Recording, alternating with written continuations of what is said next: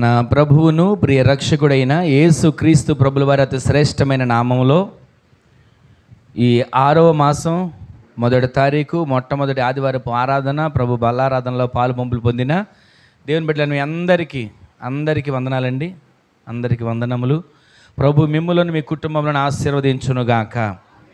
ఆమేన్. కొద్దిసేపు మనం దేవుని మాటలు ధ్యానం చేసుకుందాం. దేవుని మాట జీవం కలిగిన మాట. మనుష్యుడు రొట్టె వలన కాక ఆయన నోట నుండి వచ్చే ప్రతి మాట వలన జీవిస్తాడు అన్న సత్యాన్ని మనం ఎరిగి ఉన్నాం. ఈ దినాన కొద్దిసేపు మనం దేవుని మాటలు ధ్యానం చేసుకుందాం. మీకు ఒక మాట జ్ఞాపకం చేస్తాను, చూడండి. సామెతల గ్రంథం 3వ అధ్యాయం 2వ వచనంలో రాయబడిన మాట.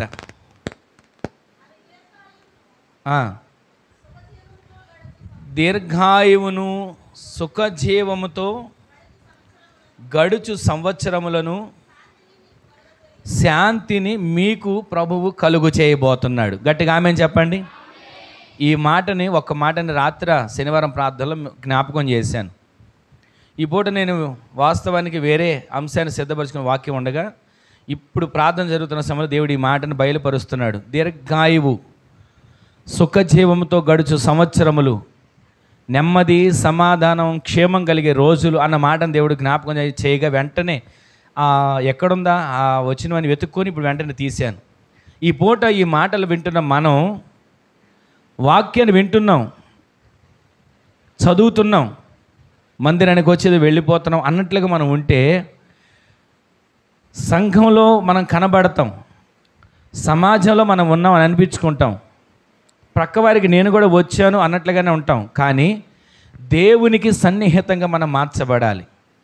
దేవునికి సమీపస్తులుగా మనం మార్చబడితే అక్కడ రాయబడిన మాట, మీరు చదివిన మాట ఏమని రాయి ఉందంటే, దీర్ఘాయువును సుఖజీవముతో గడుచు సంవత్సరములను శాంతిని అంటే సమాధానాన్ని నేను మీకు అనుగ్రహిస్తాను. ఈ మాటను మీరు మనసులో పెట్టుకుని ఇక్కడి నుంచి బయలుదేరి వెళ్ళండి. ఈ మొదటి తారీఖు నుంచే ఈ మాటలు మీ హృదయాల్లో స్థిరపరచునుగాక. ఈ మొదటి తారీఖు నుంచే ఈ మాటలు మీ హృదయాల్లో భద్రపరచబడునుగాక. ఎందుకని ఆయన ఈ మాటలు చెప్తున్నాడు? దీర్ఘాయువు దేనికి? దీర్ఘాయువు ఎవరి కోసం? దీర్ఘాయువు ఎవరికి ఇస్తాడు? అసలు దీర్ఘాయువు ఎందుకు కోరుకోవాలి? ఎవరైనా అడగండి, నేను దీర్ఘాయుష్మంతుడిగా ఉండాలి అని అనుకుంటారు. ఎవరిని పలకరించినా నాకు దీర్ఘాయుష్య కావాలి అని అనుకుంటారు. ఎక్కడో దాకెందుకు?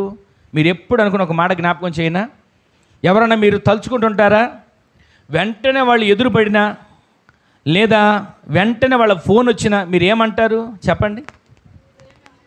నీకు 100 ఏళ్ళ ఆయుష్. ఎందుకని దీర్ఘాయుష్ అనే మీరు పలుకుతున్నారు? ఎక్కడో దాకా మనం వెళ్ళవసరంలా, ఏదేదో గొప్ప గొప్ప మర్మాలు మనకు తెలియని అవసరంలా. దేవుడు చెప్పే వాక్కుని మన హృదయాల్లో భద్రపరుచుకోవడానికి దీర్ఘాయుష్ దేవుడు నీకు ఇస్తా అని అంటున్నాడు. ఒక మాట చెప్పనా? ఈరోజు ఇక్కడ కూర్చుని ఈ మాటలు వింటున్న మీ అందరికీ దేవుడు దీర్ఘాయుష్ దయచేయునుగాక. ఇంకా కొంతమంది ఉంటారు, ఏమండి దీర్ఘాయుష్ ఉందగానండి నెమ్మది లేదండి, దీర్ఘాయుష్ ఉందగానండి సుఖం లేదండి. ఒక మాట చెప్పనా? దీర్ఘాయుష్ ఉందండి, ఉన్న దీర్ఘాయుష్లో నెమ్మది లేకుండా రోగాలతో రొప్పులతో మంచంలో పడిపోతే ఎవరో చూస్తూ సంవత్సరాలు తొలుకుంటూ దీర్ఘాయుష్ ఉందనుకోండి, ఆ దీర్ఘాయుష్కి ఏమైనా ఉపయోగం ఉంటుందా? ఆ దీర్ఘాయుష్కి ఏమైనా ప్రయోజనకరమైనటువంటి మార్గాలు ఉంటాయా? ఆ పని చేసేవాళ్ళు అనుకుంటారు ఎప్పుడు పోతుందో. వారు అనుకుంటూ తిట్టుకుంటూ ఆ టయానికి ఒక ముద్ద పడేస్తారు. లేదా అన్ని కార్యక్రమాలు మంచంలోనే అనుకోండి, ఎంత భయంకరమైన పరిస్థితులు. అలా ఉండి దీర్ఘాయుష్ ఉంటే లాభమా? అలా ఉండి దీర్ఘాయుష్ ఉంటే సుఖమా? అలా ఉండి దీర్ఘాయుష్ ఉంటే ఏమైనా ప్రయోజనమా? ఈ రోజున దేవుడు మనతో మాట్లాడుతున్నాడు. నేను ఈ నెల ప్రారంభం నుంచే మీకు దీర్ఘాయుష్ను దయచేయబోతున్నాను. గట్టిగా ఆమేన్ చెప్పండి. నెల ప్రారంభం నుంచి ఈ మాట మీరు మర్చిపోవద్దు. ప్రతిరోజు ఈ మాట సామెతల గ్రంథం 3వ అధ్యాయం 2వ వచనంలో మీరు ప్రతిరోజు చెయ్యి పెట్టి ప్రార్థన చేసుకోండి. అయ్యా దీర్ఘాయువును, ఇంకేం రాయబడి ఉంది? సుఖజీవముతో గడుచు సంవత్సరములను శాంతి అంటే సమాధానం. ఇక్కడున్న 3 భాగాలు నేను మీకు వివరంగా క్లుప్తంగా జ్ఞాపకం చేస్తా. దీర్ఘాయుషు అని ఆశపడతాం.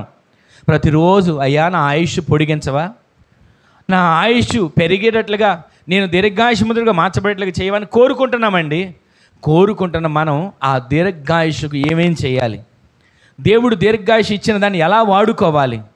చాలామందికి పరిశుద్ధ గ్రంథంలో భక్తులను దేవుడు ఆయుష్ పొడిగించాడు. ఒక వ్యక్తి చనిపోయే పరిస్థితి వచ్చి మంచంలో అతనుండి శరీరంలో ఒక పుండు చేత బాధపడుతూ తన వీపు వెనక ఒక చెయ్యి, ఇలా ముడిచిన చెయ్యి దూరితే ఎంత రంధ్రం ఉంటుందో అంత రంధ్రం పడిపోయి ప్రతిరోజు ఆ రంధ్రంలో పురుగులు బయటకు వస్తుంటే, ఆ రంధ్రంలో పురుగులన్నీ కూడా కమ్ముకుంటూ ఉంటుంటే, ఆ శరీరాన్ని తినేస్తున్న పురుగులకి ఆహారం పెట్టడానికి ఇంత మాంసాన్ని తీసుకుని వెళ్ళి ఆ శరీరంలో ఉన్న గాయంలో పెట్టేవాళ్ళు. అలా పెడితే ఆ పురుగులన్నీ ఆ మాంసాన్ని తింటూ ఉండే ఈ దేహాన్ని పాడు చేయకుండా. అలా బాధపడుతూ ఉన్నటువంటి వ్యక్తికి ఒక కబురు వచ్చింది దేవుని దగ్గర నుంచి, హిజ్కియా నీళ్ళు చక్కబెట్టుకో, హిజ్కియా నీవు మరణం అవ్వబోతున్నావు, ఇక నీవు ఈ తనువు చాలించబోతున్నావు అన్న వార్త వినబడగానే హిజ్కియా ఏం చేయాలి? దేవుడు చెప్పాడు కదా, దేవుడే చెప్పాడు నేను మరణమైపోతున్నానని, దేవుడే చెప్పాడు నా ఆయుష్ తీరిపోయిందని, దేవుడే చెప్పాడు నా ఇల్లు చక్కబెట్టుకోమని, ఏమేం చెయ్యాలో, ఏమేమి రాయాలో, ఎవరెవరికి ఏమేమి ఇవ్వాలో అన్నీ సిద్ధపరచుకోవాలి వాస్తవానికి హిజ్కియా. కానీ దేవుడు చెప్పిన మాటని మనసులో పెట్టుకుని ఏం చేశాడో తెలుసా? గోడ తట్టు తిరిగి తన పడుకున్నటువంటి ఆ మంచం మీద నుంచే దేవునికి ప్రార్థన చేయడం మొదలుపెట్టాడు. ఆమెను చెప్పండి. సరే, ప్రార్థన చేశాడు, దేవుడు ప్రార్థన విన్నాడు. అయ్యా నేను నీ దృష్టికి ఎలా బ్రతికానో, ఎలా తిరిగానో, ఎలా తిన్నానో, ఎలా నీ పని చేశానో, ఎలా నీ కోసం జీవించానో కృపతో నన్ను ఒక్కసారి జ్ఞాపకం చేసుకున్నాడు. దీర్ఘ ప్రార్థనలు చేయలా, 3 రోజులు ఉపవాస ప్రార్థనలు పెట్టలా, 7 రోజులు ప్రార్థనలు పెట్టలా, 7 వారాల కోటాలు పెట్టలా, నెల రోజులు రా, 10 రోజులు రా అని దేవుని సన్నిధిలో ఆయన వెళ్ళి ఏది చేయలా. హృదయంతో ప్రార్థన చేయడం మొదలుపెట్టి గోడతో తిరిగి నేను నీ దృష్టికి అనుకూలంగా ఎలా జీవించానో, యథార్థపరుడిగా ఎలా బ్రతికానో కృపతో జ్ఞాపకం చేసుకొని ఒక్క మాట అడిగాడు. అడగగానే చెప్పిన ప్రవక్త గుమ్మం దాటి తిరిగి వెళుతూ ఉండగానే మరలా దేవుడు మాట్లాడుతున్నాడు, వెళ్ళు లోపలికి, ఒకసారి వెళ్ళి లోపలికి వెళ్ళి హిజ్కియాతో చెప్పు 15 సంవత్సరాల ఆయుష్ను పొడిగించానని చెప్పు అని అన్నాడండి. వెంటనే తన రోగం బాగై 15 సంవత్సరాల ఆయుష్ పొడిగించబడింది. ఈ మాటలు మీకు ఎందుకు జ్ఞాపకం చేస్తున్నానంటే, మనము దేవుని సన్నిధిలో చేసే ప్రార్థన దేవుడు వింటాడు. అయితే మనం చేసే ప్రార్థన అది దేవుని చిత్తానుసారమైన ప్రార్థనే ఉండాలి. మనం చేసే ప్రార్థన కొన్నిసార్లు దేవునికే భయం కలిగే ప్రార్థనగా ఉంటుంది. మన ప్రార్థన ఎలా చేస్తాం తెలుసా? దిగిరా, నా ప్రార్థన విను, ఈ కార్యం చేయి, ఇది కలుగునుగాక, ఇది జరుగునుగాక అని మనమే దేవునికి ఆజ్ఞాపిస్తుంటాం. కానీ దేవుని సన్నిధిలో విరిగి నలిగిన హృదయంతో మనం వేడుకోవాలండి. పశ్చాత్తాప మనస్సుతో ఆయన పాదాలు పట్టుకోవాలండి. ఎప్పుడైతే అలా ప్రార్థన చేస్తామో అద్భుతాలు దేవుడు చేయడా, ఆశ్చర్యకార్యాలు దేవుడు చేయడంటారా? ఇందట సహోదరి సాక్ష్యం చెప్పింది కదా, తన ఇంట్లో బాగోని పరిస్థితుల్లో, కడుపులో నొప్పితో బాధపడుతున్న పరిస్థితిలో ఒక చిన్న ప్రార్థన చేసుకుంది. దేవుడి కార్యాన్ని చేయలేదా? కొన్నిసార్లు నేను సాక్ష్యాలు ఎందుకని ఈరోజు అమ్మగారు లేచారో చెప్పనా? కొన్ని సాక్ష్యాలు, అమ్మో ఈ సాక్ష్యం కూడా చెప్తే ఏమనుకుంటారో, కడుపు నొప్పి తగ్గిందని చెప్తే ఏమనుకుంటారో అని అనుకొని సాక్ష్యం చెప్పడానికి వెనకాడుతున్నారండి. ఇందాక మనం పాట పాడుకున్నాం కదా, ఈ క్షణమున నేను బ్రతుకున్నామంటే అది కృపేనండి, దాన్ని సాక్ష్యం చెప్పాలిగా. నేను బ్రతుకున్నానయ్యా అని సాక్ష్యం చెప్పాలిగా. మీకు ఒక మాట చెప్పనా, గవర్నమెంట్ ఉద్యోగస్తులు రిటైర్డ్ అయిపోయిన తర్వాత వారు మరలా పెన్షన్ తీసుకోవడానికి సంవత్సరం ఏం చేస్తారు? ఒక తంబు వేపిస్తారు, వీళ్ళు బతికే ఉన్నారని. ఆ తంబు వేయకపోతే వాళ్ళు భూమి మీద లేదు, చనిపోయారని అర్థం. ఈ లోకంలో గవర్నమెంటు పెన్షన్ ఇచ్చేదానికే తంబు వేయించుకొని వాళ్ళు బతుకున్నారని నిర్ధారించుకొని డబ్బులు ఇస్తున్నారే, మరి మనం దేవుని సన్నిధిలో ప్రతిరోజు అయ్యా నేను ఇలా బ్రతుకున్నందుకు నీకు స్తోత్రాలు, నన్ను ఇలా బ్రతికించినందుకు నీకు కృతజ్ఞతలను ఏ రోజైనా తంబేస్తున్నావా? దేవుని సన్నిధిలో కృతజ్ఞతలు తెలియజేస్తూ ఆయన వైపు తిరిగి మొర్ర పెట్టగలుగుతున్నామా? ఈ రోజున చిన్న సాక్ష్యం కావచ్చు, పెద్ద సాక్ష్యం కావచ్చు, ఆ బిడ్డల పక్షాన, ఆ చిన్న బిడ్డ పక్షాన ఎంత దేవుడు మేలు చేశాడో తెలుసా? డాక్టర్ అసలు కష్టం అన్నారు, తల్లి బిడ్డకు కూడా కష్టం అని చెప్పిన పరిస్థితులు ఉన్నాయి. కానీ ఎంతగా దేవుడు జ్ఞాపకం చేసుకుని వారి పట్ల కార్యాన్ని చేశాడు. వారి కృతజ్ఞత కలిగి ఈ దినాన వారు దేవుని సన్నిధిలోకి వచ్చారు.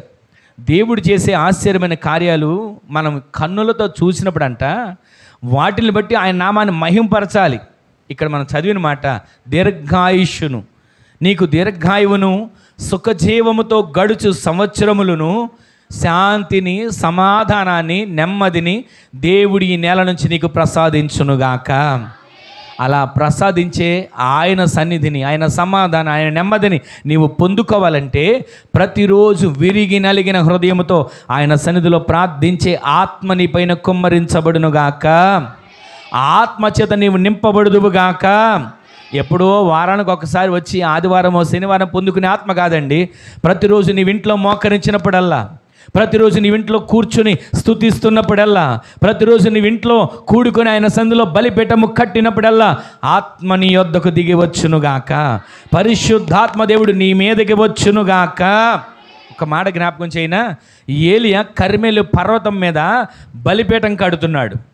ఆ బలిపీఠం కట్టేటప్పుడు ఒక గొయ్యి తవ్వించి కట్టెలన్నింటినీ అక్కడ తీసుకొచ్చి క్రమముగా పేర్చి ఆ కట్టెలన్నింటినీ నీళ్లతో తడిపి అక్కడ వధించిన పశు మాంసమును ఆ కట్టెల మీద పెట్టి ప్రార్థించడానికి సిద్ధపడుతున్నాడు. ప్రార్థిస్తూ ఉండగానే అని రాసి ఉంటుంది రాజుల మొదటి గ్రంథం 18వ అధ్యాయంలో.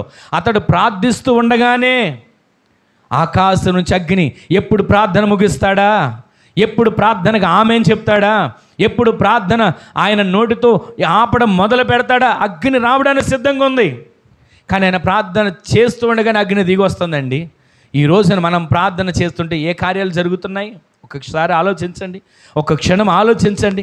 ప్రతిరోజు ప్రతి క్షణం ఇదిగో నేను అనామకుడిని అని అనుకోకండి, నేను అసమర్థుని అని అనుకోకండి, నాకా జ్ఞానం లేదు అని అనుకోకండి, నాకా తెలివితేటలు లేవు, నాకా మాట్లాడరాదు అనుకోకండి. ఒకప్పుడు నేను అలా అనుకున్నవాడినే, ఎందుకు పనికిరాని వాడిని అని అనుకున్నవాడిని, ఎవరికి ఉపయోగకరం లేనివాడిని అనుకున్నవాడిని, మాట్లాడడం చేత కాదు, చదువు లేదు, జ్ఞానం లేదు, తెలివితేటలు లేవు.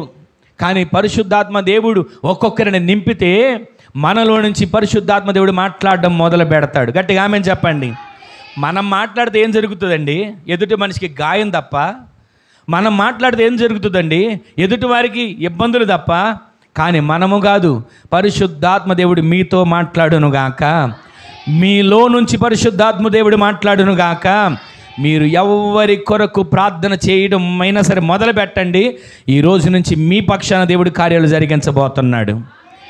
ఎలా చేస్తాడో తెలుసా? నీకు దీర్ఘాయుష్ ఇవ్వడమే కాదు, నీవు మోకరించినప్పుడల్లా నీ ప్రార్థన వినడానికి దేవుడు దిగి రాబోతున్నాడు. ఆమెను చెప్పండి. నీ ఇంట్లో ఏది అడుగుతావో అడగండి, నీ ఇంటి కోసం ఏది కోరుకుంటారో కోరుకోండి. ప్రతిరోజు ప్రతి క్షణం ఈ 1వ తారీఖు, జూన్ నెల 1వ తారీఖు మీరు తారీఖు వేసుకొని వెళ్ళండి. అయ్యా ఇదిగో నా ఇంట్లో ఈ కార్యం ఇంతవరకు జరగల, ఈ కార్యం జరగాలని నేను నీ సన్నిధిలో తీర్మానం చేసుకుని వెళ్తున్నా, ఈ కార్యం నా పట్ల జరగాలని మీరు అడిగి చూడండి. ఆశ్చర్యకరమైన దేవుడు మీకోసం గొప్ప కార్యాలు, దాచిన కార్యాలు, సిద్ధపరిచిన కార్యాలు ప్రారంభించునుగాక. ఈ రోజున ఈ మాటలు వింటున్న మనం దీర్ఘాయుష్ కోరుకోవాలండి. కొంతమంది అంటారు వీడికి అర్ధాయుషే అన్న మాటలు మాట్లాడతారు. ఎంతసేపు ఏమంటారు తెలుసా? రే నువ్వు ఎందుకు బతుకున్నావురా, ఎవరి కోసం బతుకుతున్నావురా, దేనికోసం బ్రతుకుతున్నావు, పోయి ఆ నూతిలో దూకి సాగు అన్న మాటలు మనం వినలా? ఎన్నిసార్లు మన బిడ్డలు మన నోటితో ఆ మాటలు అని ఉంటాం. వీడ ఎందుకు పనికిరాడు, ఈమె ఎందుకు పనికిరాదు, అసలు వీళ్ళ వల్ల ఏ ఉపయోగం లేదన్న మాటలు మన గురించి మాట్లాడిన వాళ్ళు లేరా? కానీ మనలను అందరూ తృణీకరించినా, అందరూ మనల్ని పక్కన పెట్టినా, వీడి వల్ల ఏది కాదు, వీడికి పాడడం రాదు, వీడి వల్ల ఏది కాదు, వీడికి వాక్యం చెప్పడం రాదు, వీడి వల్ల ఏది కాదు, అసలు వీడికి ప్రార్థన చేయడమే రాదు అని అనుకొని పక్కన పెట్టినా పరిశుద్ధాత్మ దేవుడు నిన్ను హెచ్చించబోతున్నాడు. ఆమెను చెప్పండి. పాట పాడడం రాకపోవచ్చు, ప్రార్థన చేయడం రాకపోవచ్చు, కానీ దేవుడు నిన్ను కోరుకుంటున్నాడు, దేవుడు నిన్ను ఏర్పరచుకుంటున్నాడు, దేవుడు నీతో మాట్లాడుతున్నాడు. నీ ఆత్మను దేవుడు నిత్యత్వంలోకి చేర్చడానికి నిన్నిక్కడ శుద్ధీకరించి, నిన్నిక్కడ పరిశుద్ధపరిచి నీకు దీర్ఘాయుష్యును దేవుడు దయచేయబోతున్నాడు. ఆమెను చెప్పండి. ఈ రోజున ఈ మాటలు వింటున్న మనందరి జీవితంలో దీర్ఘాయుష్ అంటే అందరికీ సంబరమే, దీర్ఘాయుష్ అంటే అందరికీ ఆనందమే. నేనా నిండు 100 ఏళ్ళు బ్రతుకుతా అని అనుకుంటుంటాం. ఎంతోమంది బ్రతుకులు మనం చూస్తున్నామండి. వృద్ధాప్యంలోకి వచ్చి వారి పని వాళ్ళు చేసుకోలేక మంచాన్ని పడిపోయి కోడలు, కొడుకులు లేదా కూతుళ్ళు వారికి నోటుకు వచ్చినట్లుగా మాట్లాడుతారు. ఎన్ని సందర్భాలు మన కళ్ళు ఎదుట లేవండి, చూడట్లేదు. ఈ రోజున అలాంటి దీర్ఘాయువు కాదండి దేవుడు మనకిచ్చేది. ఆరోగ్యంతో దేవుడిచ్చిన ఆయుష్ అంతా మనం జీవించడానికి దీర్ఘాయుషుని దేవుడు మనకు దయచేయునుగాక. ప్రతిరోజు మీకు ఒక మాట చెప్పనా, హ్యారీ గోమ్స్ అనేటువంటి ఒక గొప్ప దైవజనుడు, ఆయన గడిచిన వారంలో చనిపోయారు. నేను పోస్ట్ కూడా పెట్టాను. ఆయన ప్రార్థన చేస్తే చనిపోయిన వారు కూడా లేచిన సందర్భాలు ఉన్నాయి. అలాంటి ఆయన ముందుగానే ఆదివారం వాక్యం చెప్తానాడంట, ప్రభువు నన్ను పిలుస్తున్నాడు, ప్రభువు నన్ను రమ్మంటున్నాడు, ఇదిగో ప్రభు స్వరం నాకు వినబడుతుంది, ఆయన దగ్గరికి నేను వెళ్ళిపోతున్నా, నా స్థలం మారుతుంది, నా ఇల్లు మారుతుంది, నా అడ్రస్ మారుతుంది, నా పరిచర్య మారుతుంది అని ముందుగానే చెప్పిన కొన్ని రోజుల్లోనే ఆయన ప్రభు సన్నిధికి వెళ్ళిపోయారు.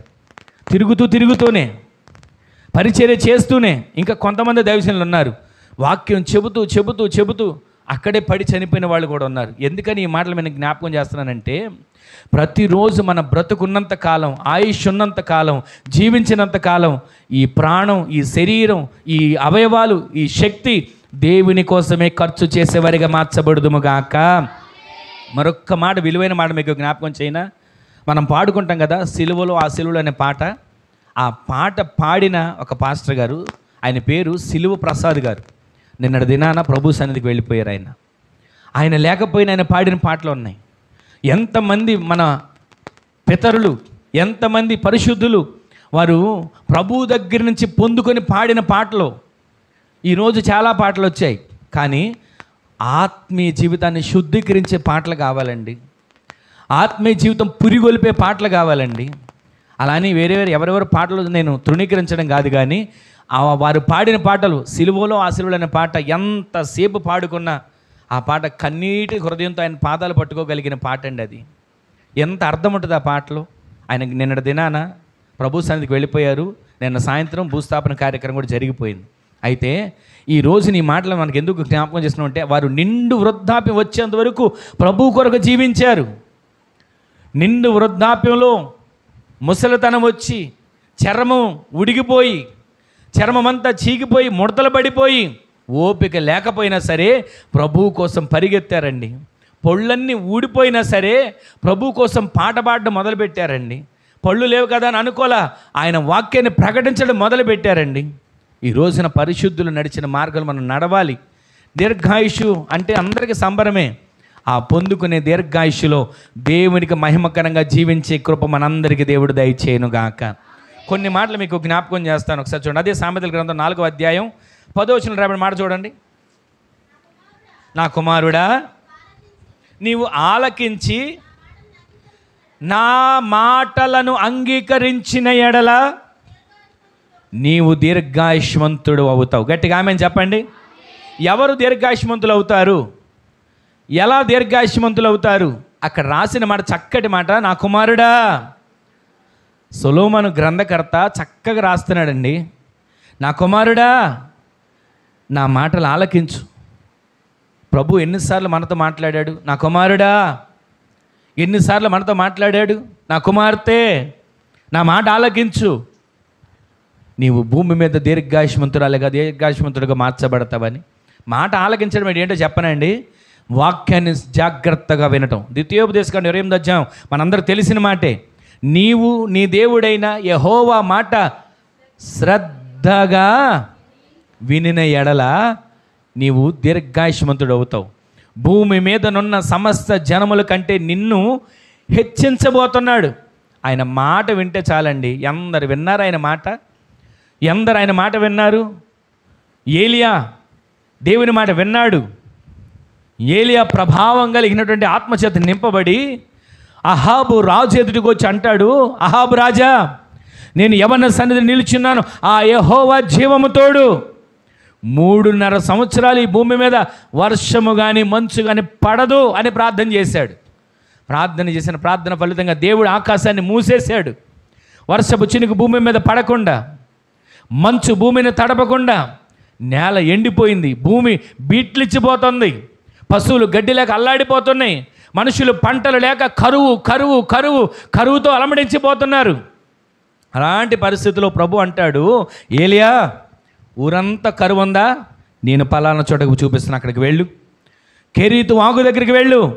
ఆ నీటి ప్రవాహాన్ని తాగు. అయ్యా నీళ్లు తాగమన్నా బాగానే ఉంది, ఆహారం ఎలా అని ఏం అడగలేదండి. దేవుని మాట విన్నాడు, అక్కడికి వెళ్ళాడు. ఈ రోజున మన మాట వింటే చాలండి. కొన్నిసార్లు అనుకుంటాం, వీళ్ళు చెప్తే వినేదేంటి, వీళ్ళు చెప్పిన మాటకి నేను లక్ష్య పెట్టేది ఏంటి అని కొన్నిసార్లు నిర్లక్ష్యంగా ఉంటాం. ప్రభువు ఎవరితో మాట్లాడతాడో తెలియదు, ప్రభువు ఎవరితో ఎలా మాట్లాడతాడో మనకు తెలియదు. చిన్న పిల్లలతో సహితం దేవుడు మనతో మాట్లాడొచ్చండి. కొన్నిసార్లు దేవుడు మనల్ని పరీక్షిస్తాడు, కొన్నిసార్లు దేవుడు మనల్ని పరిశీలన చేస్తాడు. కొన్నిసార్లు మీరు రోడ్డు మీద ఉన్నప్పుడు కూడా మీరు గమనించండి, ఎవరైనా వచ్చి ₹1 ఇవ్వండి, ₹2 ఇవ్వండి అని అన్నప్పుడు కూడా దేవుడు మిమ్మల్ని పరీక్షిస్తాడు. మీరు ఇస్తారా ఇవ్వరా, దేవుని మాట వింటున్నారా వినట్లేదా అని పరిశీలన చేస్తాడు. నేను దినాన్ని కుర్చీలు తీసుకోవద్దని వెళ్ళి ఆ కుర్చీలు తీసుకొని అక్కడ వారికి డబ్బులు కట్టి వచ్చేస్తా, ఫోన్ వచ్చి ఒక చోట ఆగాను. ఈలోపు ఒక అతను వచ్చాడు. అతను చూస్తే ఎలా ఉన్నాడంటే, అసలు ఈ ఊరు కాదు, ఈ ప్రాంతమే కాదు, ఎక్కడి నుంచి వచ్చాడు అసలు మాట కూడా తెలియదు. అలాంటి పరిస్థితులు వచ్చి నా దగ్గరికి వచ్చి, అయ్యా ఒక ₹2 ఇవ్వవా అని అంటున్నాడు. ₹2 ఇవ్వని అడగగానే నాకు అనిపించింది, నాకు ఎందుకు వెంటనే ఆలోచన వచ్చింది, దేవుడు మనల్ని ఒక్కొక్కసారి పరీక్షిస్తాడు. ఏదైనా మనం ఒకరికి ఇవ్వగలుగుతామా ఇవ్వలేమా అని. వెంటనే జేబులు చూస్తే ₹20 కాగితం ఉంది. అంటే నేనేదో దాన ధర్మాలు చేశాను, పుణ్యాత్ముని ధర్మాత్ముని మీకు చెప్పట్లా. ఆ సమయానికి నా జేబులో ఒక ₹20 ఉంటే అది తీసి అతనికి ఇచ్చాను, మామూలుగా వెళ్ళిపోయాడు. ఈ మాట నేను ఎందుకు జ్ఞాపకం చేస్తున్నానంటే, మనము భూమి మీద దీర్ఘాయుష్మంతుడిగా మార్చబడాలంటే మొదట దేవుని మాట వినాలి, ఆయన చెప్పే మాటను వినాలి. నా కుమారుడా, నీవు నా మాటను ఆలకించిన ఎడల నువ్వేమవుతావు, దీర్ఘాయుష్మంతుడు అవుతావు అని సొలొమోను గ్రంథకర్త అక్కడ ఉన్నటువంటి మనలాంటి వారికి ఆ మాటలు తెలియచేస్తున్నాడు. ఈ రోజున మాట వినాలి. చిన్నవాళ్ళు చెప్పారు, పెద్దవాళ్ళు చెప్పారని కాదు, ఎవరు చెప్పినా, ఒకవేళ ఇక్కడ నేను చెప్పినా, అమ్మగారు చెప్పినా, లేదా ఎవరన్నా ఒక సాగులో వచ్చి నిలబడినా, నేను జనవరి నెలలో డిసెంబర్లో చెప్పా, నెల ఒక రోజున ఒక సేవకుడితో ఇక్కడ ప్రార్థన పెట్టించాలి. పరిశుద్ధ గ్రంథాన్ని ఆది కాండం నుంచి ప్రకటన గ్రంథం నుంచి బోధించే ఒక సేవకుడు ఉన్నాడు. వివరంగా క్షుణ్ణంగా ప్రొజెక్టర్ మీద చూపిస్తూ చెప్తున్నాడు అని ఆలోచించాను. కానీ ఇంతవరకు 5 నెలలు గడిచిపోయింది, ఇంతవరకు పెట్టలేదు మనం. కానీ దేవుని చిత్తమైతే ఈ నెల నుంచి ఒక రోజున అది పెట్టాలి, దేవుడి మార్గాన్ని సరళం చేయాలి. ఎందుకంటే మనసులో వచ్చిన ఆలోచన, దేవుడిచ్చిన తలంపది, ఎందుకని వెనక వెళ్ళిపోతున్నామో అర్థం కావట్లేదు. ఒకవేళ నా ఆలోచన ఏంటంటే ఎవరు వస్తారో ఎవరు రారో అని అర్థం అని అనుకుంటున్నానేమో. దాని గురించి మీరు డబ్బులు ఏం ఖర్చు చేయక్కర్లా, భోజనాల ఖర్చు అసలే ఉండదు. వచ్చి వాక్యాన్ని విని వెళ్ళండి చాలు. దేవుని మాట మీ జీవితాలను మారుస్తుంది. ఆమెన్ చెప్పండి. దేవుని మాట మీరు వాక్యంలో ఎదగడానికి సహాయం చేస్తుంది. ఆమెన్ చెప్పండి. దేవుని వాక్యము మిమ్మల్ని పరలోకానికి తీసుకుని వెళుతుంది. ఆమెన్ చెప్పండి. ఒక మాట చెప్పని విలువైన మాట, ఈ లోక సంపద మనల్ని పరలోకానికి తీసుకుని వెళ్ళదు. ఈ లోకంలో ఈ దేహం నాది నాది నాది అనుకుంటున్నామే, అందంగా ఉంది, బలంగా ఉంది, అన్నీ సరిపడా ఉన్నాయి అని అనుకుంటున్నామే, ఈ దేహం కూడా మన పరలోకాన్ని తీసుకుని వెళ్ళదండి. మనకెవరో శత్రువులు కాదు, ఈ దేహమే మనకి శత్రువు. ప్రార్థన చేద్దాం అని మా లోపల నుంచి ఆత్మ ప్రేరేపిస్తూ ఉంటుంది. దేహం ఏమంటుందో తెలుసా, కాసేపు పడుకో, కాసేపు విశ్రాంతి తీసుకో, అలసిపోయావు, అసలు ఎంత కష్టపడ్డావు తెలుసా నీవు అని చెప్పి ఈ దేహం సముదాయిస్తూ ఉంటుంది. ఆత్మదేవుడు లోపల నుంచి ప్రేరేపిస్తుంటాడు, లే ప్రార్థన చేయి, నశించిపోతున్న ఆత్మల కోసం ప్రార్థన చేయి, అనారోగ్యాలతో బాధపడుతున్న వారి కోసం ప్రార్థన చేయి, ప్రతి ఆత్మ కాపాడబడి పరలోక రాజ్యానికి సిద్ధపడగలిగిన వ్యక్తిగా మార్చబడేట్లుగా ప్రార్థన చేయి అని ఆత్మదేవుడు లోపల నుంచి ప్రేరేపిస్తుంటే శరీరం అంటది, ఏం ప్రార్థన చేస్తావులే, రోజు చేసే ప్రార్థనేగా, నిన్న చేసావుగా, పొద్దున్న చేసావుగా, మొన్న చేసావుగా, నెల క్రితం చేసావుగా, ఇంకేం చేస్తావు, ఒక్క పూట చేయకపోతే నష్టం అని వస్తుందా వాళ్ళకి, ఒక్క పూట చేయకపోతే ఏమవుతుందిలే అన్నట్లుగా శరీరం మనల్ని ప్రార్థనలో చల్లారిపడేట్లుగా చేస్తుంటుందండి. ఈ రోజున కొద్ది మాటలు మీరు మనసులో పెట్టుకొని వెళ్ళండి. నీవు భూమి మీద దీర్ఘాయుష్మంతుడిగా నీవు మార్చబడాలన్నా, నీకు దేవుడు దీర్ఘాయుష్ దయచేయాలన్నా నీవేం చేయాలో నేనేం చేయాలో తెలుసా, దేవుని మాట శ్రద్ధగా మనం వింటే ఈ భూమి మీద మనం దీర్ఘాయుష్మంతులుగా మార్చబడుదుము గాక. ఎఫెసీయులకు రాసిన పత్రిక 6వ అధ్యాయం 1-2 వచనాలు చూడండి ఒకసారి త్వరగా. అపోస్తలుడైన పౌలు గారు ఎఫెసీయుల సంఘానికి రాసిన పత్రిక 6వ అధ్యాయం 1 కొన్ని వచనాలు.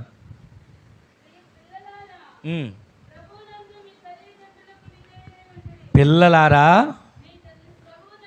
ప్రభువునందు మీ తల్లిదండ్రులకు విధేయులై ఉండండి, ఇది ధర్మమే.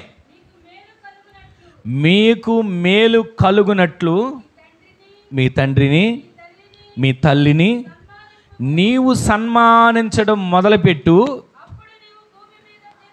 అప్పుడు అప్పుడు అప్పుడు నీవు భూమి మీద దీర్ఘాయుష్మంతుడిగా మార్చబడతావు. గట్టిగా ఆమెను చెప్పండి ఒకసారి. ఈ రోజున దీర్ఘాయుష్ కలగాలని తల్లిదండ్రులు దీవిస్తారు.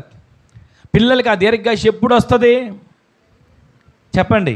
అక్కడ చదివాం కదండి, తల్లిదండ్రులు దీవిస్తున్నారు పిల్లల్ని, వీరు దీర్ఘాయుష్మంతులు అవ్వాలని. ఆ పిల్లలకి ఎప్పుడు వస్తుందండి దీర్ఘాయుష్? ఆ తల్లిదండ్రులను సన్మానించాలి. సన్మానించడం అంటే శాలువ తీసుకొచ్చి కప్పి పూలదండేసి వాళ్ళని ఏదో గొప్ప చేసి సన్మానం చేసి కూర్చోబెట్టడం కాదు. వారు బ్రతికి ఉన్నంత వరకు మన శక్తికి వారికి చేయగలిగినంత వారికి చేసే వారికి మనం మార్చబడాలి. ఆమెను చెప్పండి. మీరు చాలా చోట్ల చూడండి, గడిచిన రాత్రి కూడా చెప్పాను నేను ఈ మాట. చాలా చోట్ల మీరు చూస్తారు, ఎక్కడ చూసినా యవనస్తులు 30 సంవత్సరాల లోపు పిల్లలే చనిపోతున్నారండి. ఎక్కడ చూసినా వాల్ పోస్టులు శ్రద్ధాంజలి అని, ఎక్కడ చూసినా నీవు నాకు దూరం అయిపోయావని, ఎక్కడ చూసినా మేము నిన్ను మరవలేమని చెప్పి ఈ మాటలే కనబడుతున్నాయి. వాళ్ళని చూస్తే ఏమన్నా ముసలోళ్ళ, వాళ్ళని చూస్తే ఏమన్నా వయసు అయిపోయిన వాళ్ళ అంటే వాళ్ళు కాదు, యవనస్తులే. ఎందుకని అర్ధాంతరంగా రాలిపోతున్నారు? ఎందుకని అర్ధాంతరంగా తనువు చాలిస్తున్నారు? ఎందుకని తల్లిదండ్రులకు కడుపు కోత మిగిల్చి వెళ్ళిపోతున్నారు? దానికి కారణం ఏంటో తెలుసా? తల్లిదండ్రులను లెక్క చేయని పిల్లలు ఎంతోమంది ఉన్నారండి. తల్లిదండ్రులను వృద్ధాప్యంలోకి వచ్చారని వాళ్ళని చూడడం భారమై కష్టమై రోడ్డు మీద వదిలేసి వెళ్ళిపోయే వాళ్ళు ఉన్నారు. అనాథాశ్రమాలు వదిలేసి మేము నెల నెల వాళ్ళకి డబ్బులు ఇస్తున్నాం అనుకునే వాళ్ళు ఉన్నారు. నీ డబ్బుల కోసం వాళ్ళు పెంచింది, పిల్లల్ని పెంచేది వాళ్ళు ఏదో పోషిస్తారనా, పిల్లల్ని పెంచేది వాళ్ళు ఏదో సంపాదించి తీసుకొని ఇస్తారనా? దేవుడు మనకిచ్చిన పిల్లల్ని పెంచుతున్నాం, కానీ ఆ పిల్లలు దైవికంగా పెరగాలి. ఆమెను చెప్పండి. మన పిల్లలు ప్రార్థన పరులుగా మార్చబడాలి. ఆమెను చెప్పండి. అందుకే చిన్నతనం నుంచి ఉపదేశంలో పెరగాలి, చిన్నతనం నుంచే వాక్యానుసారంగా జీవించాలి. అందుకే సండే స్కూలు దేనికి? ఆ సండే స్కూల్ ప్రతిరోజు స్కూల్కి వెళ్తున్నారు కదా, సండే స్కూల్ దేనికి? ఆ సండే స్కూల్లో పిల్లలు ఎలా మాట్లాడాలో, పిల్లలు ఎలా పెరగాలో, పిల్లలు ఎలా దేవునిలో ఎదగాలో ప్రతిదీ నేర్పిస్తారు, బోధిస్తారు. కొంతమంది పిల్లలను చూడండి, కనీసం మాట్లాడడం కూడా చేత కాదు. అమ్మోయ్ ఇదిగో నాన్న పిలుస్తున్నాడంట అనేవాళ్ళు ఉంటారు, ఇదిగో పాటర్ గారు వచ్చాడంట అనేవాళ్ళు ఉంటారు. పిల్లలకి కనీసం పాస్టర్ గారికి వందనాలు చెప్పాలి అనే ఆలోచన కూడా తెలియకుండా తల్లిదండ్రులు పిల్లలు పెంచుతున్నారండి. ఈ రోజున మన పిల్లలు ఈ రోజున పెరుగుతున్న ఆ పరిస్థితిని చూసి నా పిల్లలకి ఏంటిలే బాగానే పెరుగుతున్నారు అనుకుంటున్నాం. కానీ ఒక స్థితి వచ్చిన తర్వాత తల్లిదండ్రులు కూడా లెక్క చేయని వారిగా పిల్లలు మార్చబడుతున్నారు. అందుకే ఈ రోజున నేను మీకు జ్ఞాపకం చేసే మాట అంటే, మీరు దీర్ఘాయుష్మంతులుగా పిల్లలు పెద్దవారు ఎవరైనా సరే మార్చబడాలంటే మీరు దేవుని మాట వినాలి, తల్లిదండ్రులను సన్మానించాలి. ఆమెను చెప్పండి. ఏమండి, మా తల్లిదండ్రులు ఒకవేళ లేరు అని అనుకున్నా కానీ వారు ఉన్నప్పుడు ఎలా సన్మానించారు, వారు ఉన్నప్పుడు మీరు ఎలా చూసుకున్నారు, దానిని బట్టి దేవుడు మిమ్మల్ని ఆశీర్వదిస్తాడండి. దేవుని వాక్యం ఉంది కదా, నీవు ఏది విత్తుతావో. ఎంతోమంది ఇప్పుడు వాళ్ళు ఆ స్థితిలో వాళ్ళని చూడకుండా ఉన్నారు, వీళ్ళకి ఆ స్థితి రాదా? ముసలోళ్ళు అవరా? అలాంటి పరిస్థితుల్లో వాళ్ళ పిల్లలు కూడా అలా చేసినప్పుడు అప్పుడు క్షోభ అనుభవించి ఇదో నేను చేసిన పాపమే నా మీదకి వచ్చింది అని బాధపడడం కంటే దేవుడు ఇచ్చిన తల్లిదండ్రులను సన్మానించే పిల్లలుగా ఇక్కడ మన సన్నిధిలో ఉన్న పిల్లలందరూ మార్చబడుదురుగాక. మన పిల్లలు చిన్నతనం నుంచే తల్లిదండ్రుల మాటకు లోబడి తల్లిదండ్రులకు విధేయులై యథార్థపరులుగా, నమ్మకస్తులుగా, ప్రార్థనపరులుగా మన బిడ్డలను దేవుడు పెంచునుగాక. మన బిడ్డలందరికీ, సంఘ బిడ్డలందరికీ ప్రభు దీర్ఘాయుష్ను దయచేయునుగాక. మరొక పాట మీకు చూపిస్తాను చూడండి. హెబ్రీయులకు రాసిన పత్రిక ఒకసారి కీర్తనల గ్రంథం 91వ కీర్తన చివరి వచనం. మనందరం చదివే కీర్తనే కదా అది. 91వ కీర్తన చివరి వచనం. దీర్ఘాయువు చేత అతనిని తృప్తిపరిచెదను, నా రక్షణ అతనికి చూపిస్తాను. గట్టిగా ఆమెను చెప్పండి. ఎవరికి దీర్ఘాయుష్ ఇస్తాడు? ఒకటేమో ప్రతిరోజు దేవుని సన్నిధిలో ఆయన మాట వినేవారికి, రెండవది తల్లిదండ్రులను సన్మానించే వారికి. మూడోది ఎవరికి దీర్ఘాయుష్ ఇస్తాడో తెలుసా? అక్కడ చదవండి ఒకసారి. దీర్ఘాయువు చేత అతన్ని తృప్తిపరిచెదను, రక్షణ పొందిన వారికి దేవుడు దీర్ఘాయుష్ ఇవ్వబోతున్నాడు. గట్టిగా ఆమె చెప్పండి. ఏమండి, రక్షణ పొందడం అంటే బాప్తిస్మమేనా? రక్షణ పొందడం అంటే నీటిలో ముంచి లేపడమేనా? రక్షణ పొందడం అంటే దేవుని నమ్ముకొని యేసుక్రీస్తు రక్తం చేత మేము కడగబడ్డం అనుకోవడమేనా? అయితే నాకు దీర్ఘాయుష్ వచ్చేస్తుందా అని చెప్పి లోకంలో చేయవలసినవన్నీ చేసి, తినవలసినవన్నీ తిని, తిరగవలసిందంతా తిరిగి, అంతా అయిపోయి ఇక రేపో మాపో ఇక అయిపోతున్న పరిస్థితి అన్నప్పుడు నాకు రక్షణ ఇవ్వండి, నేను దీర్ఘాయుష్ పొందుకుంటాను అనుకోవడం కాదు. ఎవరైతే ఆయన యందు విశ్వాసం ఉంచి యేసు క్రీస్తు నిజమైన రక్షకుడని విశ్వసించి నమ్మి బాప్తిస్మము పొందుతారో వారికి ఇక్కడ జీవించినంత కాలం మాత్రమే కాదు, యుగ యుగాలు దేవునిలో జీవించే దీర్ఘాయుష్ను దేవుడు ఇవ్వబోతున్నాడు. ఆమె చెప్పండి. ఈ రోజున అట్టి దీర్ఘాయుష్ దేవుడు మనందరికీ దయచేయునుగాక. ఎన్నోసార్లు ఈ మాటలు విన్నప్పటికీ ఒక్క మాట మీకు జ్ఞాపకం చేస్తున్నా. మనం ప్రతిరోజు రక్షణ పొందుకున్నాం, ఆ రక్షణని కాపాడుకోవాలి. రక్షణ పొందుకున్నాం, ఆ రక్షణలో అంతవరకు భద్రపరచబడాలి. పొందుకున్న రక్షణను కడవరకు కాపాడుకుంటూ ఈ శరీరాన్ని నలగగొట్టుకుంటూ, ప్రార్థనలో నలగగొట్టుకుంటూ, పరిచర్యలో నలగగొట్టుకుంటూ, దేవుని కోసం ఈ శరీరాన్ని ఖర్చు చేస్తూ దేవుని రాకడలు ఎత్తబడితే ఇక్కడ జీవించినంతకాలం ఇచ్చే ఆయుష్ మాత్రమే కాదు దీర్ఘాయుష్ అంటే. ఆయనతో యుగ యుగాలు నిత్యత్వంలో దీర్ఘాయుష్మంతులుగా మనం జీవించే భాగ్యాన్ని దేవుడు మనందరికీ దయచేయునుగాక. ఇంకొక మాట మీకు జ్ఞాపకం చేస్తాను. అదే సామెతల గ్రంథంలో 9వ అధ్యాయం 11వ వచనం చూడండి. సామెతల గ్రంథం 9వ అధ్యాయం 11వ వచనం. నా వలననే నీకు దీర్ఘాయుష్ కలుగుతుంది. గట్టిగా ఆమె చెప్పండి. దేవుడే అంటున్నాడండి, నా వలన నీకు దీర్ఘాయుష్ కలుగుతుంది. నీకు దీర్ఘాయుష్ కలగాలంటే నేనే మూలం. నీకు దీర్ఘాయుష్ కలగాలంటే నా ద్వారానే. చాలామంది అంటారు కదా, నేను రక్షిస్తా. చివరి దశలోకి వచ్చిన తర్వాత డాక్టర్లు కూడా అంటారు, కొన్నిసార్లు డాక్టర్లు చేయి విడిచిపెట్టేస్తారు, మా వల్ల కాదండి. కొంతమంది డాక్టర్లు అంటారు, ఏదో ఎలాగో నేను రక్షిస్తానండి అని అంటుంటారు, కానీ చివరికి వాళ్ళు చేయి విడిచిపెట్టేస్తారు. కానీ దేవుడు అంటున్నాడు, నా వలన నీకు దీర్ఘాయుష్ కలుగుతుంది. నీవు దేవుని మాట వింటే, నీవు తల్లిదండ్రులను సన్మానిస్తే, నీవు ప్రతిరోజు కూడా ఆయనలో జీవిస్తూ, ఆయన మాట ప్రకారం నడుస్తూ, ఆయనలో రక్షణ భాగ్యాన్ని పొందుకుంటే ప్రభువు నీకు నీ కుటుంబానికి దీర్ఘాయుష్ను దయచేయునుగాక. ఒక మాట చూడండి, రోమిలికి రాసిన పత్రిక 15వ అధ్యాయం 13వ వచనం. అపోస్తలుడైన పౌలు గారు రోమిలికి రాసిన పత్రిక 15వ అధ్యాయం 13వ వచనం.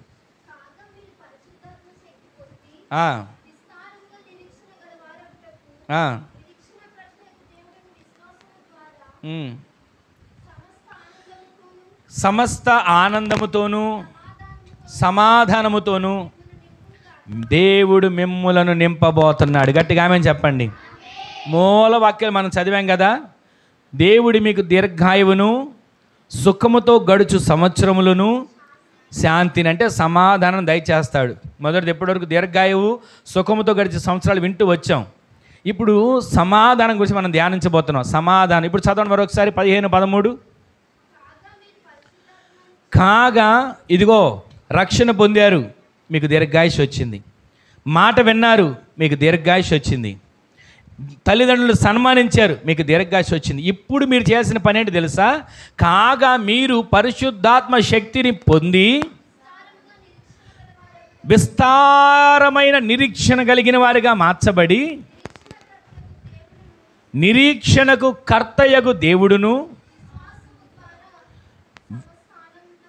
ఆ నిరీక్షణకు కర్త అయిన దేవునిలో విశ్వాసము ద్వారా మీరు సమస్త ఆనందముతోనూ సమాధానముతోనూ దేవుడు ఈ రోజు నుంచి మిమ్మల్ని నింపునుగాక. ఎక్కడ ఏ సమాధానం మీలో ఉందో నాకు తెలియదు, ఎక్కడ ఏ అసమాధానంతో ఉన్నారో నాకు తెలియదు. కానీ పరిశుద్ధాత్మ దేవుడు ఈ మధ్యాహ్న వేళ అంతా మాట్లాడుతున్నాడు. మిమ్ములను సమస్త ఆనందముతో, ఆయన సన్నిధిలో ఉన్న సమాధానంతో ప్రభువు మిమ్మల్ని నింపబోతున్నాడు. ఆమెను చెప్పండి. ఈ రోజున మీరు వచ్చినప్పుడు ఏ దుఃఖంతో వచ్చినా, ఏ ఆనందం లేకుండా వచ్చినా, ఏ సమాధానం లేకుండా వచ్చినా, ఇదిగో ఆయన సన్నిధిలోంచి మీరు బయలుదేరి వెళుతుండగానే సమస్త ఆనందం మీ పైన కుమ్మరించబడునుగాక, సమాధానం మీ పైన కుమ్మరించబడునుగాక. మీరు దేవుని సన్నిధిలో సమాధానాన్ని మోసుకుని వెళ్ళేటట్లుగా దేవుడే సహాయం చేయునుగాక. ఎవరెవరికి సమాధానం, ఎవరికి నెమ్మది కలుగుతుందంటే చాలా మాటలు ఉన్నాయి. దేవుని వాక్యాన్ని ప్రేమించే వారికి నెమ్మది కలుగుతుంది. 119 కీర్తన 165 వచనంలో రాయబడి ఉంటుంది, మీరు రాసుకోండి. దేవుని ప్రేమించే వారికి విస్తారమైన నెమ్మది, దేవుని ప్రేమించే వారికి సమాధానం. అయ్యా, నీవు దేవుని ప్రేమిస్తున్నావా అని అడిగామనుకోండి, నేను ఎందుకు ప్రేమించట్లేదండి, నా ప్రాణం కంటే ఎక్కువగా ప్రేమిస్తున్నాం అంటాం. అదే మాట పేతురుని యేసుక్రీస్తు ప్రభుల వారు అడుగుతున్నాడు, పేతురు నీవు నన్ను ప్రేమిస్తున్నావా? నేను నిన్ను ప్రేమిస్తున్నాను లేదు నీకు తెలుసు కదయ్యా, నేను నిన్ను ప్రేమించేవాడినో కాదు నీకే తెలుసు కదయ్యా, అందుకే కదా నీకు ఆ శ్రమలు రాకూడదన్నా, అందుకే కదా నీవు అప్పగించబడకూడదన్నా, అందుకే కదా నీవు నాతో ఉండాలి, నేను నీతో ఉండాలనే ప్రతిరోజు నీ వెంట నడుస్తున్నా. ఈ రోజున దేవుని ప్రేమిస్తూ, దేవుని ప్రేమించిన వారికి ఆయన సమాధానాన్ని ఇస్తాడు, అంతకంటే ఎక్కువైన దీర్ఘాయుష్యును సమాధానం రెండు దయచేస్తాడు. ఈరోజు నీ మాటలు వింటున్న మనం ఇన్ని గంటలు విన్నా ఒక్క మాట కూడా ఒకవేళ మనసులో ఉండకుండా వెళ్ళిపోతుంటారు. కానీ ఈ రోజున కొన్ని మాటలు మనం వింటున్నాం, ఈ మాటలు మన హృదయాల్లో భద్రపరచబడునుగాక. హృదయం అనే పలక మీద ఈ మాటలన్నీ స్థిరపరచబడునుగాక. ఎప్పుడు మిమ్మల్ని చదువుకునే పిల్లలు అంటారు కదా, నిద్రలో లేపినా సరే ఆ ప్రశ్నకి జవాబు చెప్పాలని, నిద్రలో లేపి అడిగినా సరే ఆ లెసన్ ఎక్కడో చెప్పాలని అంటారు కదా, అలాగే మీరు నిద్రపోతున్న, మెలకువగా ఉన్న దేవుని వాక్యం మీ హృదయంలో మెదులుతూనే ఉండునుగాక. ఆ వాక్యం ఉన్న చోట వెలుతుండదండి, వాక్యం ఉన్న చోట ఆ యొక్క అపవిత్రతకి తావు ఉండదండి, వాక్యం ఉన్న చోట ముసలమ్మ ముచ్చట్లకి చోటు ఉండదండి. వాక్యమే నీ హృదయం నిండా నిండుకుంటే ఆ వాక్యమైన దేవుడు నిన్ను సమాధానంతో, సమస్త ఆనందంతో దేవుడే నింపునుగాక. ఈరోజు నీ మాటలు వింటున్న మనం ఆ దీర్ఘాయుషు, సమాధానం, సుఖముతో గడిచే సంవత్సరములు, ఆ సుఖముతో గడిచే సంవత్సరాలకు ఒక్క మాట మీకు చూపిస్తాను. కీర్తనల గ్రంథం 128వ కీర్తన చూడండి ఒకసారి, 6వ వచనం త్వరగా చూడండి. నీ పిల్లల పిల్లల పిల్లల పిల్లలను చూస్తావు. ఇశ్రాయేలు అంటే దేవునితో పోరాడేవాడు, ఇశ్రాయేలు అంటే దేవునితో పెనుగులాడేవాడు. అలాంటి పెనుగులాడి పోరాడే వ్యక్తిగా నీవు మార్చబడగలిగితే సమాధానం నిన్ను వెతుక్కుంటూ రాబోతుంది. ఆమెను చెప్పండి. ఇంకొక విలువైన మాట చెప్పను. ఇక్కడ ఏమని రాయబడింది దానికి ముందు 6వ వచనం ప్రారంభంలో, నీ పిల్లల పిల్లలను, ఆ మాట దగ్గర మీరు చేయబెట్టి ఒకసారి ఆమెను చెప్పుకోండి, మరొకసారి చెప్పండి. అంటే మనలో విశ్వాసం ఉండాలి, నేను నా పిల్లల పిల్లల పిల్లలను కూడా చూస్తానని. ఆమె చెప్పండి. ఈ రోజున అట్టి వాగ్దానం దేవుడు మీ పట్ల నెరవేర్చునుగాక. మీరు విశ్వసించండి. ఈరోజు తారీఖు వేసుకుని జూన్ 1వ తారీఖు 2025 అని, ఈ వాగ్దానం మీరు మీ పిల్లల పిల్లల పిల్లలను చూసినప్పుడు మీకు ఈ వాగ్దానం మదిలోకి రావాలి. ఆమె చెప్పండి. పిల్లల పిల్లల్ని మీరు చూడబోతున్నారు. ఆమె చెప్పండి. అంటాడు కదా ఆయన, ఇదిగో నీ పిల్లల పిల్లల్ని చూస్తావు, ఇశ్రాయేలు మీద ఉన్న సమాధానం నీకు వస్తుంది. సమాధానం ఉన్న చోట పిల్లలను చూస్తారండి, సమాధానం ఉన్న చోట. అదే సమాధానం లేకపోతే, ఎవరి దారి వాళ్ళదైతే, నీ దారి ఇది నా దారి అది అని అనుకుంటే, ఎటో ఒకటి పోయి ఏదో ఒకటి చేసుకుందాం ఆలోచనలు కలుగుతుంటాయి. ఆ దేవుడిచ్చిన దీర్ఘాయుషు అర్ధాంతరంగా ముగించాల్సిన పరిస్థితి వస్తుంది. దానివల్ల ఎక్కడ దేవుడిచ్చిన వాగ్దానం నీవు నెరవేర్చుకోగలుగుతున్నావు? ఈ రోజున నీవు దీర్ఘాయుష్మంతుడిగా మార్చబడాలి, నీవు సమాధానంతో నింపబడాలి. సంవత్సరములు సుఖంతో, జీవంతో గడిచే సంవత్సరాలు దేవుడు నీకు దయచేయునుగాక. చివరికి ఒక మాట మీకు చూపిస్తాను చూడండి. అదే అపోస్తలుడైన పౌలు గారు రోమీయులకు రాసిన పత్రికలో 12:30 అయిపోవచ్చింది, 14వ అధ్యాయం 17వ వచనం. ఆ ఒక్క మాట చదవండి, ప్రార్థన చేసుకుందాం. దేవుని రాజ్యము భోజనము పానమును కాదు కానీ నీతి, సమాధానం, పరిశుద్ధాత్మయందలి ఆనందమై ఉంది. ఆమె చెప్పండి.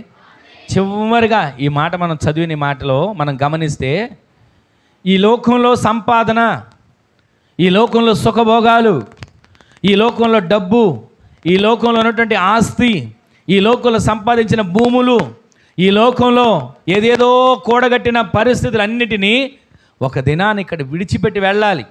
అయితే వీటి కోసం పాకులాడవసరంలా, దేవుని రాజ్యం కోసం పాకులాడాలి. ఆ దేవుని రాజ్యంలో తిండితో పని లేదు. అసలు ఆ దేవుని రాజ్యంలో ఆకలి ఉండదు. ఆ దేవుని రాజ్యంలో నీటి కోసం ఎక్కడెక్కడికి వెళ్ళి బోర్లు వేసుకోవాల్సిన పని లేదు. ఆ దేవుని రాజ్యంలో దప్పికే వేయదు. ఈ రోజున ఈ మాటలు వింటున్న మనం ఏది వెతకాలో అక్కడ రాయబడి ఉంది. నీతిని, సమాధానమును, పరిశుద్ధాత్మ యందలి ఆనందమై ఉన్న ఆ దేవుని రాజ్యాన్ని మనం వెతికే వారిగా మార్చబడుదుముగాక. ఇది మాత్రం వెతకలేమండి దేవుని రాజ్యాన్ని. ఎక్కడికి వెళితే ఎవరేం చెబుతారు, ఎక్కడికి వెళితే నాకు స్వస్థత కలుగుతుంది, ఎన్ని వారాలు వెళితే నాకు స్వస్థత కలుగుతుంది, ఇదిగో ఎక్కడికి వెళితే కళ్ళు మూసుకొని నేను ఎలా ఉన్నానో, నాకు ఏ సమస్య ఉందో ఎవరు చెప్పగలుగుతారు? చిలక జోషి చెప్తారా? సిద్ధాంతులు చెబుతారా? ఇదిగో ఎవరెవరు ఎక్కడెక్కడ రాళ్ళు వేసి చెబుతారా అని చెప్పి పరుగులు చేస్తున్నాం. వీటన్నిటి వల్ల మనకి ఏ ఆనందం కలగట్లా, దీనివల్ల ఏ నెమ్మది కలగట్లా. ఇదిగో ఇలా కట్టారు, ఇలా కాదు, ఇది మార్చి అలా కట్టాలి, ఇటు తిప్పారు, ఇలా కాదు ఇటు తిప్పాలి, అన్ని పగలగొట్టి అన్ని చేసిన తర్వాత కూడా ఏ లాభం లేక, ఏ రకమైనటువంటి ఉపయోగం లేక నష్టాలు ఎదురవుతుంటాయి. ఈ రోజున ఈ లోకంలో ఉన్న దానికోసం పరుగులు తీస్తున్నాం. కానీ దేవుని రాజ్యము నీతి, దేవుని రాజ్యం సమాధానం, దేవుని రాజ్యం పరిశుద్ధాత్మ యందలి ఆనందమై ఉంది. ఆ సమాధానం, నీతి, పరిశుద్ధాత్మ ఆనందం కోసం ఆ దేవుని రాజ్యాన్ని వెతికే వారిగా మనము మార్చబడుదుముగాక. ఎక్కడెక్కడో లోకంలో అంతా తిరిగి లోకం కోసం పరుగులు తీసి, లోకం కోసం ప్రయాసపడి, లోకం కోసం తాపత్రయపడి లోకంలో అన్నీ సంపాదించుకున్నానండి. ఆయుష్ లేకపోతే ఏం లాభం? ఒక చోట రాస్తుంది కదా, ఒక మనిషి అంట లోకమంతా సంపాదించుకున్నాడు, లోకమంతా కూడగట్టుకున్నాడు, కానీ ప్రాణం లేకపోతే దేనికి ఉపయోగం?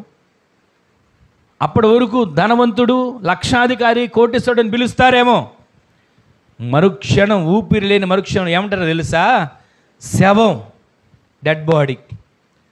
అంతకుముందున్న పేరు ప్రఖ్యాతులు ఏమైపోయాయి? అంతకుముందున్న డిగ్రీలు, హోదా ఏమైపోయింది? మట్టిలో కలిసేవాడికి హోదా ఉండదండి, మట్టిలో కలిసేవాడికి డిగ్రీలు ఉండవండి, మట్టిలో కలిసేవాడికి ఒకటే ఒక బిరుదు. ఏం బిరుదు అది? శవం. ఈ రోజున దేవుని సందులో జీవోత్సవంగా మనం బ్రతకూడదు, మండుతున్న పొదగా మనము మార్చబడుదుముగాక, వెలుగుతున్న తారగా మనము మార్చబడుదుముగాక. దీర్ఘాయుషు కలిగి దేవుని సందులో గంతులు వేస్తూ, దేవుని రాజ్యం కొరకు ఎదురు చూస్తూ, నీతిని, సమాధానాన్ని, ఆయన పరిశుద్ధాత్మల ఆనందాన్ని వెతికే వారిగా మనము మార్చబడుదుముగాక. ఈ మాటలు విన్న తర్వాత ఒక్క క్షణం మీరు ఆలోచించి ప్రార్థన చేసుకోండి, ఒక తీర్మానంతో ప్రార్థన చేసుకోండి. నాకు దీర్ఘాయుషు కావాలయ్యా, సుఖ జీవముతో గడుచు సంవత్సరాలు నాకు కావాలయ్యా, నెమ్మది, సమాధానం, శాంతి కలిగి నేను జీవించాలయ్యా. ఇదిగో ఈ రోజు నుంచి నీ మాట వింటా, ఈ రోజు నుంచి నా తల్లిదండ్రులను సన్మానిస్తా, ఈ రోజు నుంచి రక్షణ పొందుకొని నీ రాకడ కొరకు సిద్ధపరచబడతా, ఈ రోజు నుంచి నేను పరిశుద్ధాత్మందలి ఆనందంగా ఆ దేవుని రాజ్యాన్ని నేను వెతుకుతానయ్యా, నీతి కలిగిన దేవుని రాజ్యాన్ని వెతుకుతానయ్యా, నీతి కలిగిన నీ సమాధానాన్ని వెతుకుతానయ్యా. నా పట్ల ఒక కార్యాన్ని చేయవా, నన్ను నడిపించవా, నన్ను ఆ విధంగా దీర్ఘాయుష్మంతుడిగా నన్ను, నా కుటుంబాన్ని తీర్చిదిద్దవా అని కోరుకునేవారు మోకరించండి, ప్రార్థన చేసుకుందాం. అందరు కూడా తల్ల మంచి మోకరించిన ఒక చిన్న ప్రార్థన చేసుకోబోతున్నాం. అంటే సందులో ఒక చిన్న ప్రార్థన చేసుకోబోతున్నాం. ఎవరికి వారు తల్ల వంచండి, కళ్ళు మూసుకోనండి, ప్రార్థన చేసుకోండి. ఈ రోజున పరిశుద్ధాత్మ దేవుడు నీతో నాతో మాట్లాడుతున్న ప్రతి మాటను తలంచుకోండి. ఒక్క క్షణం ఒక చిన్న ప్రార్థన చేసుకోండి. దీర్ఘాయుష్ నాకు దయచేయ్యా, దీర్ఘాయుష్ నాకు, నా కుటుంబానికి, నా బిడ్డలకి ఇవ్వయ్యా, సుఖ జీవముతో గడుచు సంవత్సరాలు నాకు ఇవ్వయ్యా, నన్ను బలపరచు ప్రభువా. నీతి కలిగిన వాడిగా, నీతి కలిగిన బిడ్డలుగా నేను జీవించాలి. నన్ను, నా బిడ్డలను, నన్ను, నా ఆత్మీయ జీవితాన్ని ఒక్క క్షణం సరిచేయండి ప్రభువా. నాలో ఉన్న ప్రతి బలహీనతలు తొలగించండి అయ్యా, నాలో ఉన్న ప్రతి అవిధేయతను తొలగించండి అయ్యా. దీర్ఘాయుష్మంతుడిగా, దీర్ఘాయుష్మంతురాలుగా నేను మార్చబడాలి. నా కుటుంబంలో వెల్లడవుతున్న, నా కుటుంబంలో నన్ను బాధిస్తున్న ప్రతి సమస్యలన్నిటిని తొలగించండి ప్రభువా. ఎన్నోసార్లు ఇక ఈ బ్రతుకెందుకు, కష్టాలన్నీ నాకే వచ్చాయి అనుకొని చనిపోదాం అనే ఆలోచనలు కూడా వచ్చాయి. దేవుడిచ్చిన ఆయుష్ అర్ధాంతరంగా తీసుకునేది కాదు. నీకు దేవుడు దీర్ఘాయుష్ని ఇవ్వబోతున్నాడు. దేవుడు నీకు దీర్ఘాయుష్ను దయచేయబోతున్నాడు. బలహీనతలు ఉందని చెప్పి కంగారు పడుతున్నారేమో, ఏం కంగారు పడకండి. నాకే ఎందుకు ఈ బాధ వచ్చిందని చెప్పి తలడిల్లిపోతున్నారేమో, తలడిల్లకండి. ప్రభు మాట్లాడుతున్నాడు, నీకు దీర్ఘాయుష్ను నేను దయచేస్తా. సుఖ జీవముతో గడిచే సంవత్సరాలు, నీవు నెమ్మది కలిగి జీవించే సంవత్సరాలు నీకు ఇస్తా. ఇంతవరకు పోరాడిన సంవత్సరాలు, బ్రతికిన సంవత్సరాలు, యాత్ర చేసిన సంవత్సరాలు కష్టతరంగా ఉన్నాయా? నెమ్మది నోచుకొని స్థితిలో ఉన్నాయా? దేవుడు మాట్లాడుతున్నాడు. మా ప్రార్థన చేసుకోండి. ప్రభు నీతోనే మాట్లాడుతున్నాడు. ఏ బలహీనత ఎంతవరకు వెంటాడుతుందో ఆ బలహీనత నిన్నేం చేయలేదు. దేవుడు ఆ బలహీనతను తీసివేశాడు. నీకు దీర్ఘాయుష్ను దేవుడు ఇస్తున్నాడు. నెమ్మది లేకుండా రోజులు గడుస్తున్నాయి, నెలలు గడుస్తున్నాయి, వారాలు గడుస్తున్నాయి. ఏదో బ్రతుకుతున్నామంటే బ్రతుకుతున్నాం అనుకుంటున్నారు. సుఖ జీవముతో గడిచే సంవత్సరాలు మీకు ఇవ్వబోతున్నాడు. ఆయన సన్నిధిలో ఉన్న సుఖ సంతోషాలు మీకు అనుగ్రహించబోతున్నాడు. మీరు నెమ్మది కలిగి ప్రశాంతంగా జీవించే భాగ్యాన్ని దేవుడు అనుగ్రహించబోతున్నాడు. ఒక్క క్షణం ప్రార్థన చేసుకోండి. కష్టాలు కలకాలం ఉండవు, కన్నీళ్లు కలకాలం వెంటాడవు. ఒక్క క్షణం ఒక చిన్న ప్రార్థన చేసుకోండి. ప్రార్థన.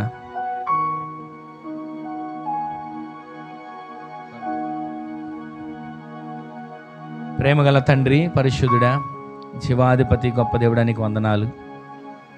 మీ అపారమైన ప్రేమ కొరకు ధన్యవాదాలు. ఇది నాన్న మీరు మాట్లాడిన ప్రతి మాటను బట్టి మీకు వందనాలయ్యా. ఆ మాట మా హృదయాల్లో నీరు గట్టి ఫలభరితంగా మీరు మార్చండి. దీర్ఘాయువును సుఖ జీవంతో గడుచు సంవత్సరంలోనూ మీరు మాకు నెమ్మది కలిగిన దినాలను అనుగ్రహిస్తానన్నారయ్యా.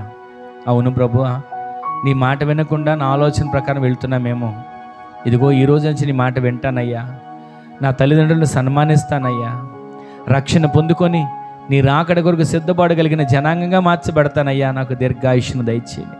నా బిడ్డలకు దీర్ఘాయుష్ను దయచేయండి అంటే ఒక చిన్న ప్రార్థన చేసుకుంటున్న బిడ్డలందరినీ దర్శించండి నాయన. ఎవరెవరైతే వేడుకుంటారో వారందరిని దర్శించండి ప్రభువా. ఇదిగో దేవుని రాజ్యము భోజనం పానం కాదు, నీతి, సమాధానం, పరిశుద్ధాత్మ యందలి ఆనందమై ఉంది. ఆ రాజ్యం కోసం ఎదురు చూస్తానయ్యా. ఆ రాజ్యంలో అడుగుపెట్టడానికి నన్ను సిద్ధపరచయ్యా. ఒక క్షణం ఆ విధంగా నీ సందులో ఎవరెవరైతే వేడుకుంటున్నారో, ఆ విధంగా ఎవరెవరైతే నీ సందులో అర్థిస్తున్నారో, ప్రార్థిస్తున్నారో, నా బలహీనత తొలగించయ్యా, నా సమస్యలు పరిష్కరించయ్యా, నాకు దీర్ఘాయుష్య కలుగు చేయయ్యా, సుఖ జీవంతో గడుచు సంవత్సరాలు నాకు దయచేయ్యా అంటూ నెమ్మది కలిగిన దినాలు నాకు అనుగ్రహించయ్యా అంటూ వేడుకుంటున్న బిడ్డలందరినీ దర్శించండి. వారి నోట, వారి పెదవుల్లో నుంచి వారు పలికిన ప్రతి మాటలను మీరు స్థిరపరచండి నాయన. వారి జీవితాలు గొప్ప కార్యాలు చేసి మహిమను పొందండి. మరొకసారి వారమందరికీ కావాల్సిన కృపాక్షేమాలు దయచేయండి. నెమ్మది కలిగి ప్రతి ఒక్కరు జీవించడానికి కృప చూపించండి.